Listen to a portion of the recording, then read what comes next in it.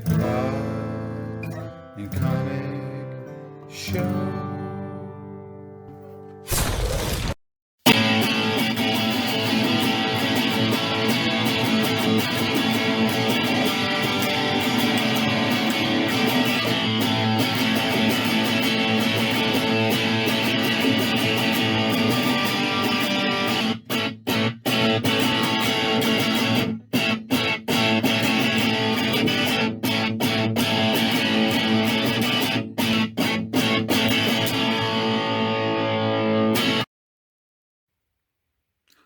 Welcome back to Cards and Comics, and today I have episode 5 of my new show that I'm trying to put together that kind of puts together all the little segments I've been doing into just one format, and well, makes it easier for me to edit, but also makes it kind of feel more substantial, I guess, for me anyway. Makes it feel more like a show versus just little bits.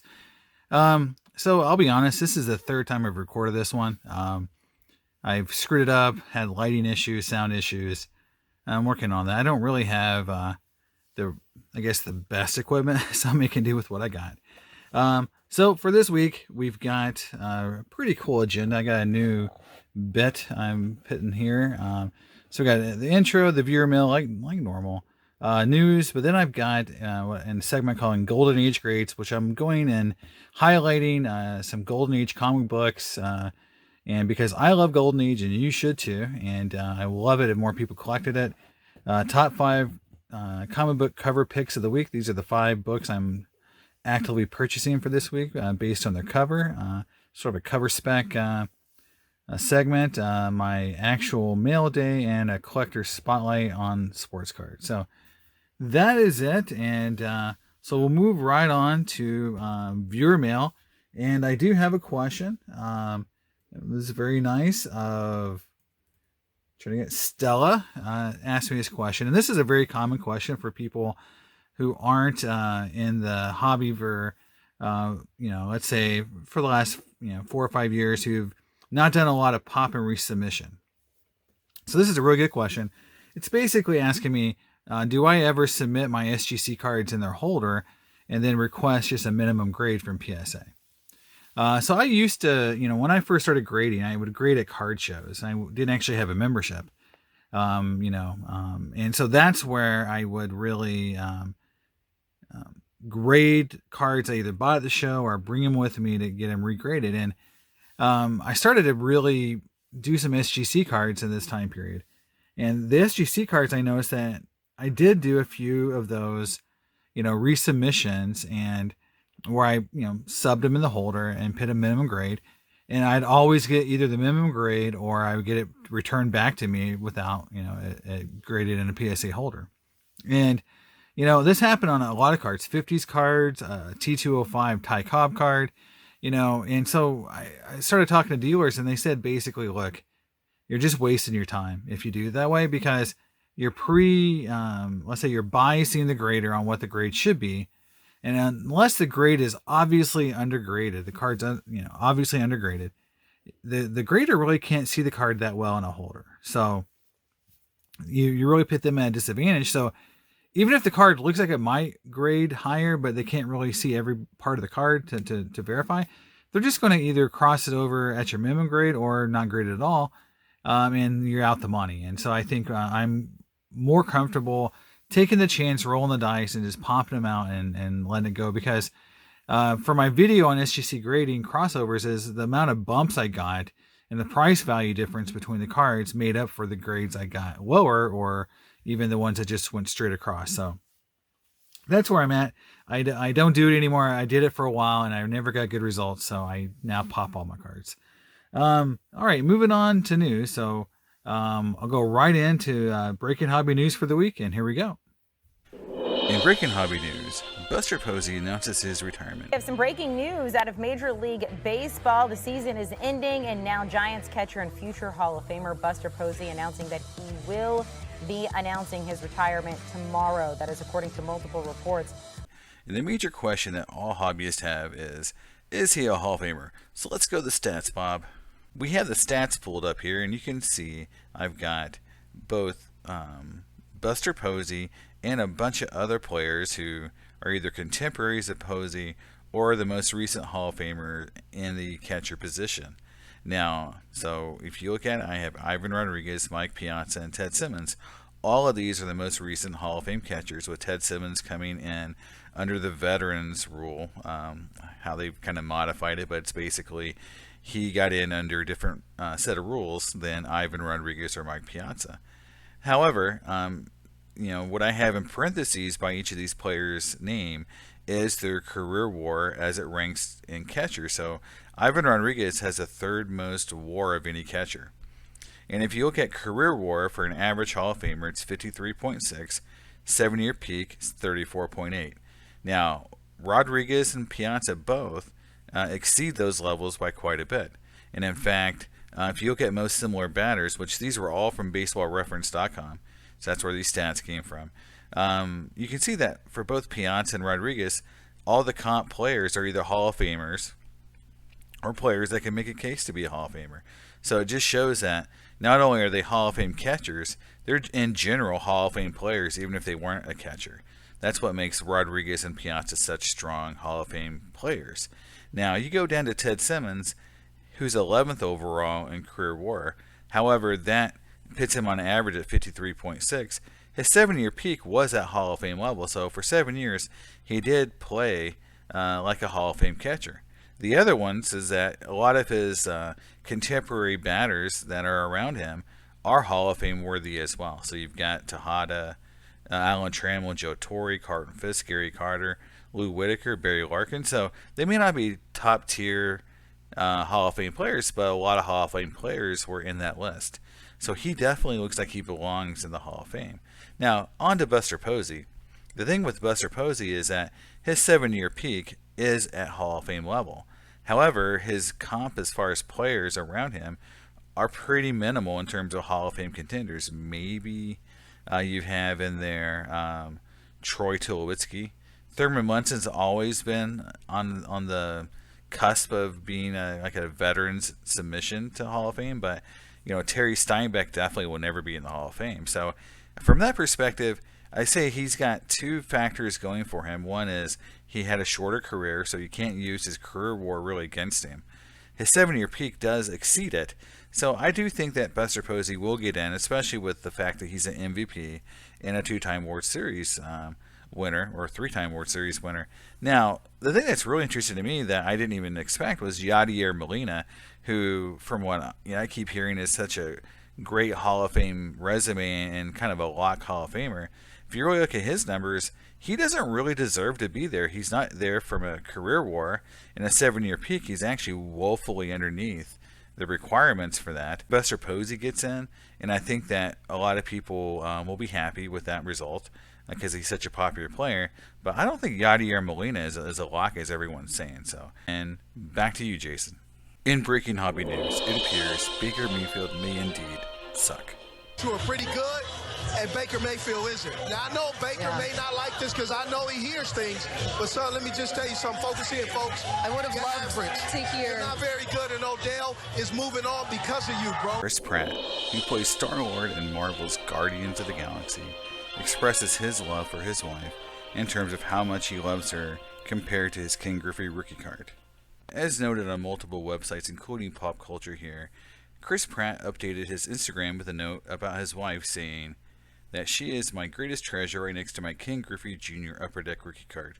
Well, Chris, I got a challenge for you. All right, Star-Lord. You said your wife is as precious to you as your 89 Upper Deck King Griffey Jr. But what about 93 Finest Griffey, huh? I don't think so. Today I'm starting a new segment I'm calling Golden Age Greats, where I share my love of the Golden Age by showcasing either books or different types of Golden Age books, such as horror comics, good girl art, different cover artists, to show the diversity and just how great an era it is. And hopefully you will learn to appreciate a little bit and maybe want to collect a little bit yourself. So we'll start right now. Today I'm going to look at Captain America number 74, which has this great horror cover. Now, by this time period, 1949, the war's over, and horror comics are the new thing. And kids have gotten tired of superheroes, and so Marvel made the weird decision to try to change Captain America into a horror comic. Now, the cover is great and has made a lot of people really want to buy this book because of the great cover. However, this is the last golden age story for Captain America. So I'm sure we're all familiar with this story, right? We saw it in the Captain America movie. It's not going to be a safe landing, but I can try and force it down. I'll get Howard on the line. He'll know what to do. There's not enough time. This thing's moving too fast and it's heading for New York.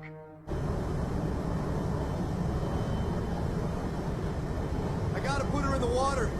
So that's a story we're used to seeing as Captain America in a plane crashing and saving everyone from World War II. But that's actually not the story that was told in Weird Tales 74 or Captain America's Weird Tales. What we actually got was a much different story. And I'll go into the details of that story, but first I'm going to go through just the value of the book and why it's such an important Golden Age book and just from a value perspective, what's been bringing in heritage auctions. If you look at the sold prices for this book, starting in 2021 and going back, back into 2020, you can see that, a 4.5, sold for $8,400, one sold for $10,800, and even going back to 2019, you can see that this book, was selling between $5,000 and $10,000 in mid to low grade. So this book has always been very expensive and been a book that has been very sought after. Now, what's in the actual book? So at a really cool site called Coke and Comics, which discusses a lot of these kind of books in detail, it talks about what's in the book, and it goes into the idea that Red Skull actually died, and he actually goes to hell. So if you go down to here, you can see that the Red Skull is actually, the issue opens with Red Skull dead, and he's in hell. And Captain America gets sent to hell to basically fight the Red Skull. And so, the Red Skull, gets a demon to bring, which in this case is Satan, to bring Captain America to hell, and they have a fight. And, they end up, finding out, and he actually dies for real this time. And then the rest of the book is filled with just kind of regular horror stories. Now, the next book, 75, which is pictured here, actually doesn't have Captain America in the book, not on the cover. And, and again, this was the final Captain America story. It was in 74 and 75. It's just kept the title Captain America, but it just becomes a horror anthology for this issue. And it says here in 5 years, they briefly attempted a revival, the last 3 issues, that he'll disappear again for another 10 years, but they don't really have stories about Captain America. They just again use the name. So again, it's pretty hard to find as a book, and fighting the Red Skull, it says here, in the depths of hell seems a good way to close out Captain America's journey anyway. So that ends my Golden Age Greats pick of the week, which is Captain America number 74. And if anyone has it, let me know, because it's a great book and I'm very envious. So, all right, moving on to my top 5 comic book cover picks of the week. And so this segment's really about the comic books I'm actually purchasing for my personal collection. And so I am a variant collector, so it's really based on the cover art. However, I do read some of the books, and so I definitely like to read if it's a good story. And I also try to pick a few cover A's if I can, because I also like not having to spend tons of money every week to try to get the books. And so I'm also keeping track of the books I have. And so in my mail day, I'll kind of give a review of how many books I actually have in my personal collection from all the weeks I've been doing this, and kind of keep a running total of how close I am to having all 5 of these books every week. Now, the book I have here is a Dan Mora cover, Virgin variant from the upcoming Magic the Gathering number 8 that's going to come out next week. And so this is kind of a preview of a book that may be on my list for next week. So, all right, moving on to actually number 6. So I was going to have an honorable mention, but I felt this cover was so good I went ahead and expanded my list to 6. So this is Amazing Fantasy number 4, the cover A, Kara Andrews, and it's obviously a Frank Frazetta homage, and I think it's an awesome homage, and it looks great.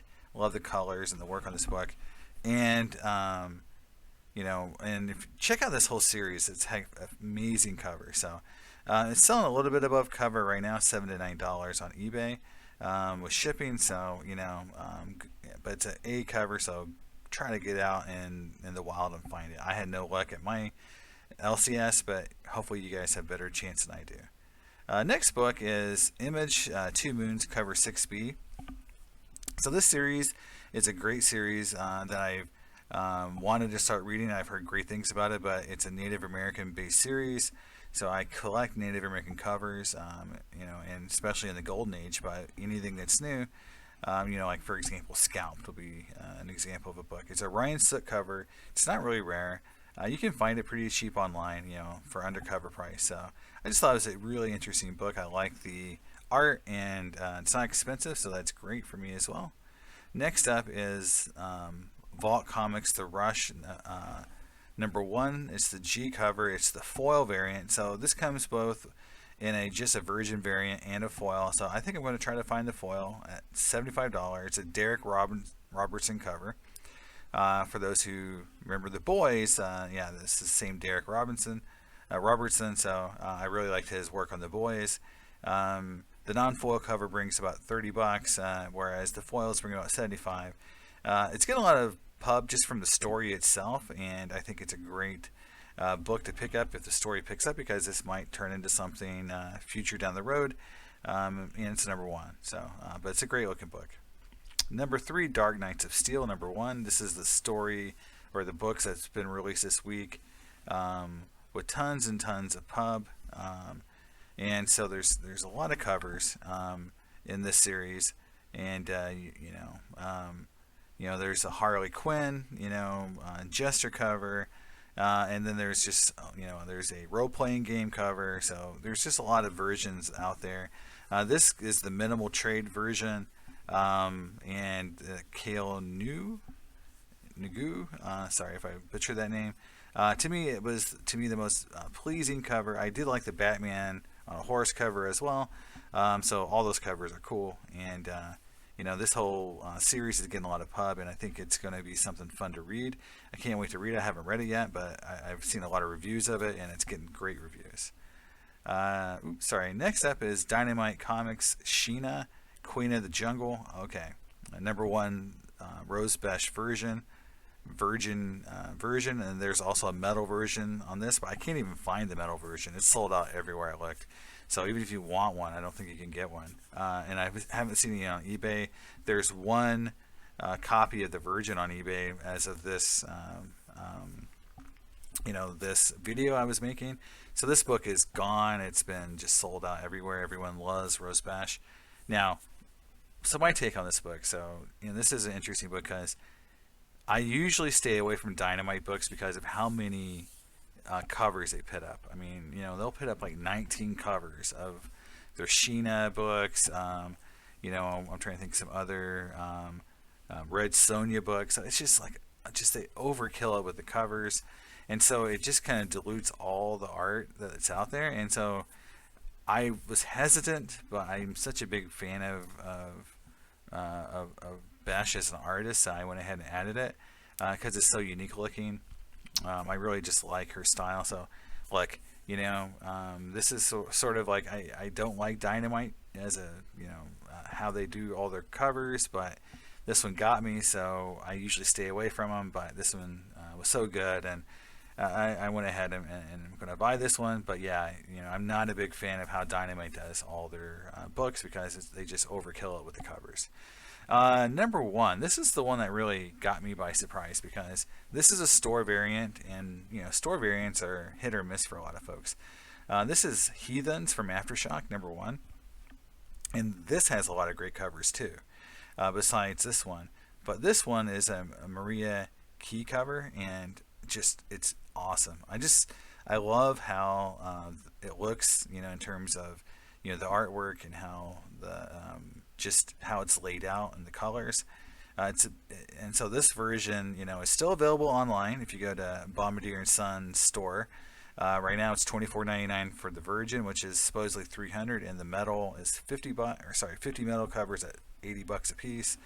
I went ahead and went after the Virgin, as I don't know, for $80, I just think it's a little bit of a risk, but hey, and I'm not a huge fan of foil and metal covers anyway, so not my thing. I don't really seek them unless I can get them at a good deal. Now, so this, I haven't read it yet, and I actually haven't seen any reviews on it, so I don't know if it's actually a great story or not, but I just love this cover, and it's pretty limited, so I went ahead and put it number one because from a variant collector, this is, the kind of books I really like in terms of just look.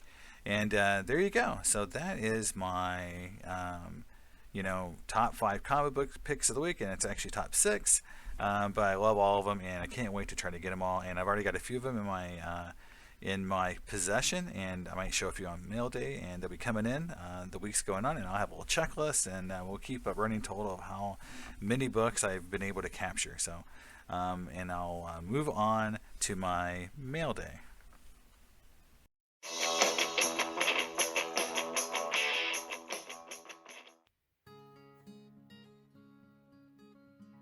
Alright guys, today I'm going to have a mail day, and I'm going to start off with my comic books, and I'm going to move into sports cards. So normally I go the other direction just because I have to change my camera angle here, so we'll try to do this okay, not make everyone a little seasick here.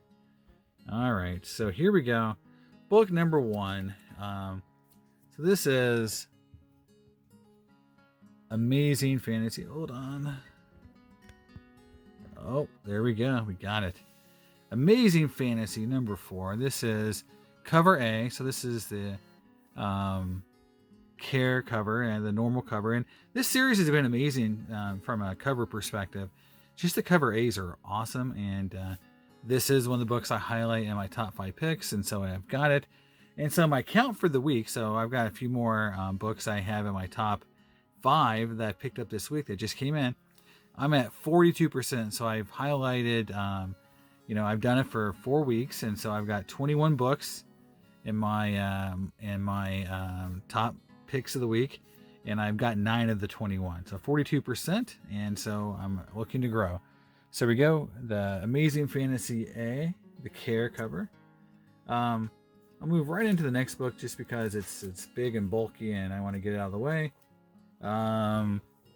I'll be able to see the whole book, but it's Amazing Spider-Man number 92, and this is a 6.0 off-white, creamed off-white pages, and it's just a Spider-Man book I need for my set, and I don't have this one, and it's just a early Spider-Man book from 1971, and I love all early Spider-Mans. Next up is a book that's in my, again, a book I really love because it's a Native American themed cover, and you'll notice that if you watch some of my Golden Age or my mail day videos in the past, I talked a lot about, I collect a lot of Golden Age Native American covers, and I love it when there's modern Native American themed covers, and this one's the cover B from Two Moons, and it's a really awesome cover. And it's, again, one of the covers that I've elected to pick up this week from a variant perspective. All right, next up is kind of the book of the week for a lot of people. And it is the Dark Knights of Steel. And so I have picked up a few of the covers. And I've done some speculation on the book. So I've picked up 11 of the cover A. So cover A is this book right here. And so I'm going to Comic-Con. I'm setting up at Saratoga Comic-Con, and I purchased, 11 of these books, 1 to read and 10 to sell, so to speak. I think that I can get a little bit over cover price for them this week, and we'll see. It's kind of a safe bet. If I can't, then maybe I'll hold on to it, and if they become something that's worth grading, I'll go ahead and get them graded at some point. I also picked up the a few variant covers. So here's the so this is the, hold on, gotta find my list here. So this is the Reynolds cover, and so this is the Reynolds, and so this is a Virgin variant, and really like this cover. Showcases a lot of the cool characters from the series. Next up is the Latina, I believe. No, sorry, the Middleton. Gosh, the Middleton variant. And so this is the cardstock, or I think the cover B version. So this is the Middleton version, and really cool cover here. Next, this is the Jennifer Zahn variant. I'm a really big fan of her artwork, and this is really cheap. It's a variant cover, but again, I think I got this right around the actual price of the raw book, so they haven't really spiked in price yet. All right, next up is the Harley Quinn E-Bane Killator Shannon Mayer variant, and so this is the full, let's say the regular cover, and then next up is the Virgin variant, and these are numbered out of 800. And so really digging the Virgin variants here for this book. I really like Shannon Mayer's work, and you can see on the back, if I can flip it around without knocking anything over, like I just did, it's number 767 of 800. You can see the little certificate of authenticity. I don't know if really that matters anymore, in terms of like, I was, the book's not numbered, you get that little certificate, and if you lose it, I guess you just don't know what number it is. It's just interesting. Next up is Swamp Thing number 9. This is the cover B cardstock variant, and so this is from Gist. It's just a cool cover. Nothing major. It's selling for cover price, so if you want to pick it up, you don't have to pay anything extra. Same way for this book, Superman 78, the movie series, and it's kind of the continuation of that 78 movie. With all the same actors, like Gene Hackman is the Lex Luthor. It's a cool series. A lot of people like the story. I haven't read it yet, but this is the cover B. Again, right at cover price, so you can get it cheaper at some places. Next up is Truth and Justice number 7.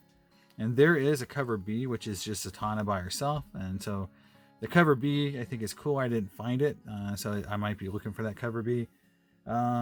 But this is Encelado cover, and again, the Yoon cover B cardstock variant is also cool. Just a history lesson with Zatanna is, her covers tend to always be very, very expensive in the 90s. So every time she's on a cover, I think people just buy them because of the history with Zatanna and covers in the 90s being so expensive in early 2000s. A lot of her covers are really expensive no matter what book she's in. Next up is a book that was featured in my top 5 picks of the week a week ago. And so this is Inferno number 2, the David Aja one in, so I want to say it right. This is the 1 in 50 variant. So this is Mystique. Really cool, almost like a negative space cover with, some really angular design. So it's really cool just from a design perspective. Really digging that cover a lot. That's why it was in my top picks of the week. Next up is a really cool, this is Moon Knight number 4, and this is the Del Auto 1 in 25 variant. Again, more of the black and white kind of negative space use of colors here, and really cool Del Auto book. And Moon Knight's getting popular, and a lot of the variants that are cool are kind of picking up steam, so this is definitely one of those, I think, cooler variants. Next up is Black Hammer number 1. I think this is the regular cover. There's a bunch of covers for this, but this is just cover A, or first print of the start of the series. A lot of people specking on this series for the long term. So we'll see if this ever gets turned into anything, but it's sort of a classic tale of kind of 70s superheroes done a little differently.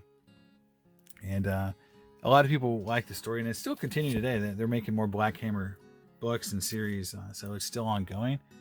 Next up is the Matina DC versus Vampires Batman cover. So this is DC versus Vampires number 1.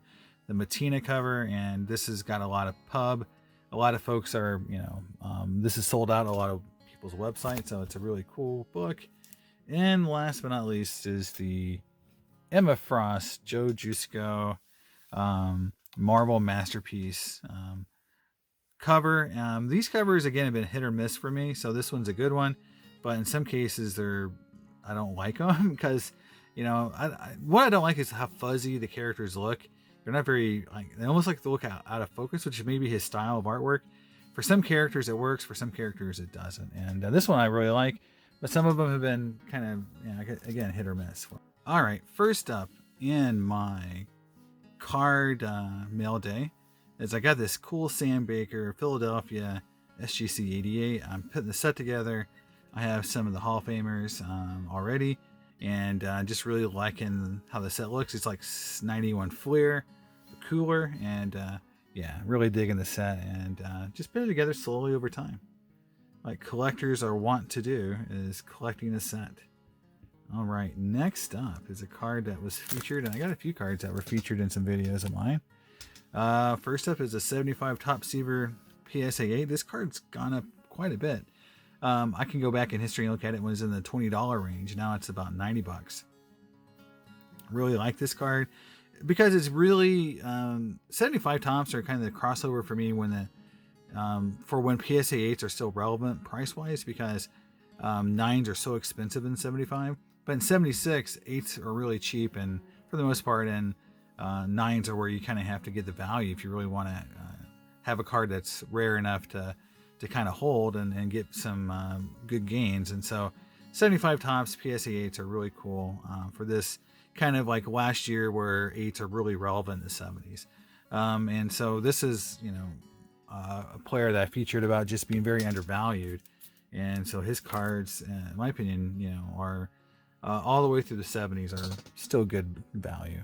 Next up is a 70 Rod Carew. And again, I featured this card as being pretty undervalued. The one thing I would say about Rod Carew that, I didn't say in that Reggie Jackson, comparison video is, the guy was also amazing off the field. And so for people who just like having, great cards of great people, this is a player that definitely you should collect. And I'm really, I really, hope that people read about him. He just did an autobiography a couple years ago, and I'm hoping that more people kind of read about him and kind of figure out, how cool Rod Carew was as a player and as a person, because his story is really, really awesome.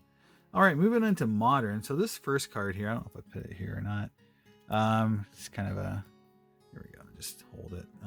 This is a 96 Topps Chrome Frank Thomas Star Power Refractor. So this isn't an insert, even though it looks like one.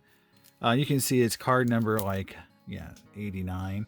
So it was just a subset in this set, but the cool thing about this card that I really like about it is that it cost like $30 for an early or say a mid 90s Frank Thomas refractor from the first Chrome set ever. $30 is pretty cheap, even if it's a subset. I really think you can't go wrong with cards like that, especially in that $30 price point.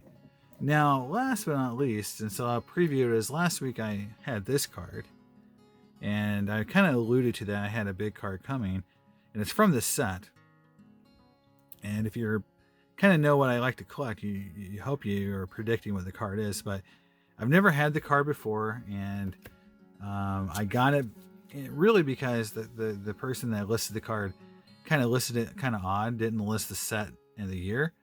So I did get, I think, a little bit of a steal, but it still is pretty expensive.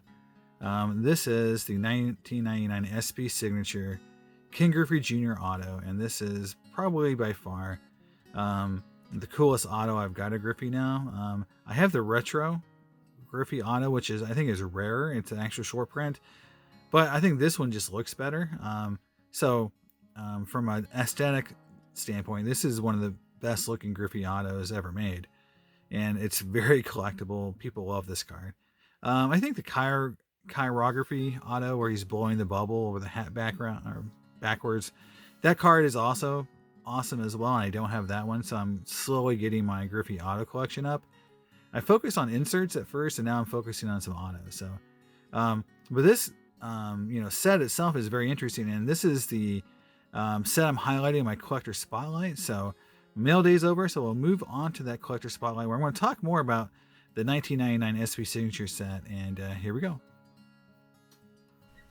All right, moving on to my collection spotlight, and you saw the Griffey Jr. card I just got in, and so that is the set I'm going to highlight, and it's the 1999 SP Signature Auto set.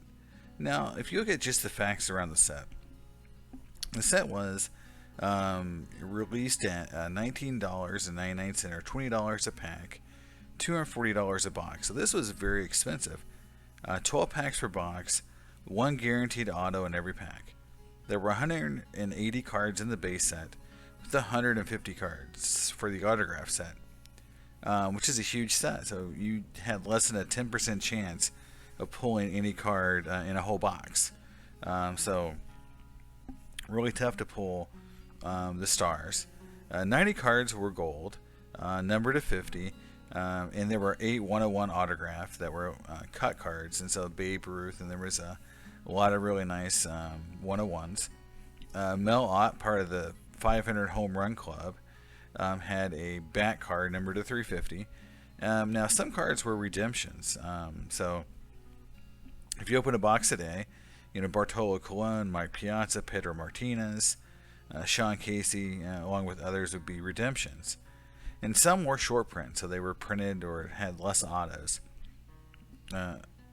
Orlando Hernandez, Ron Gant, Reggie Jackson, Scott Bridges. Obviously, Reggie Jackson would be the big one there, so his card is a short print. And now some players never signed their gold autos, but they went ahead and packed out the gold card without the auto, and that was Brian Jordan, Craig Biggio, Carlos Guillen, Jeremy Burnitz, Jeremy Giambi, Juan Gonzalez, Mike Dyer, Ricky Henderson, Raul Mondesi, Travis Fryman, and Travis Lee. Obviously, Ricky Henderson and Craig Biggio would be pretty high on the list because, both Hall of Famers. So that's the facts. And so if you want to go into the value of the cards, 3, 2, 1. You can hear. Sorry, 3, 2, 1. You can see here on eBay that some of the cards bring very high value, and especially graded. Now these are PSA 10s, and so that does skew the value on that side of it. So these $500 sales of Bonds and A-Rod are definitely graded. If you scroll down though, you'll see a raw gold. Roy Halladay brought $300 on its own, and a graded PSA 8, so mostly the same as it would probably bring raw gold. Beltray brought $265, so the golds are definitely collectible and bring good money. An HGA 9.5 Ryan brought $220, and a BGS 9.5 with only a 9 auto, and it's because you can see on this card here, the card auto went off the card, so I got a 9. Still brought $200. Stan Musial Raw brought $168. So you can see Raw Roy Halladay brought $122, not a gold one. Another Musial brought $120. And the one that got me the most was these two cards here, Greg Maddux and Frank Thomas, both going below $125 raw. But these cards are pretty rare, hard to get. You don't get. You have a less than 10% chance to open a box and get any one card. So it's a pretty tough set, and I think pretty undervalued. And I think as the future holds for this kind of cards like this and these kind of sets, you're going to see a massive ramp up as these cards, as people realize, A, they're all on card, B, they are some of the most beautiful autos made as far as design goes, and the set itself has so many Hall of Famers, so many great players. I just think it's going to keep going up. So there it is, my collection spotlight 1999 SP Signature. All right, that's it for today's Cards and Comics. Show number 5 is in the books. Hope you guys enjoyed. Hope you stayed to this point in the video. I am setting up at the Saratoga Comic Con on November 20th. I'll have non-sports cards, Flair Metal PMGs. I'll have a lot of art. Sorry, let's do this again. 3, 2, 1. All right, guys, that's it for episode 5. Hope you enjoyed. I will be setting up at the Saratoga Comic Con on November 20th. I'll have my family with me. I'm going to have a lot of cards, non-sports cards, autographs. We're going to have a lot of PMGs from Ultra Spider-Man and X-Men, a lot of Marvel Premiere sketch cards, and tons of comic books. So, hey, magic cards as well. So if you want to come out to the Saratoga Comic Con and come find me, I will be glad to get you a video. If you want to be on video, I'm going to be filming. So I'm going to try to make it fun. I haven't set up a Comic Con since 2019. So I can't wait. And hopefully I see some of you guys there. And I'll see you next time. Have fun and collect what you enjoy. Enjoy what you collect. Bye.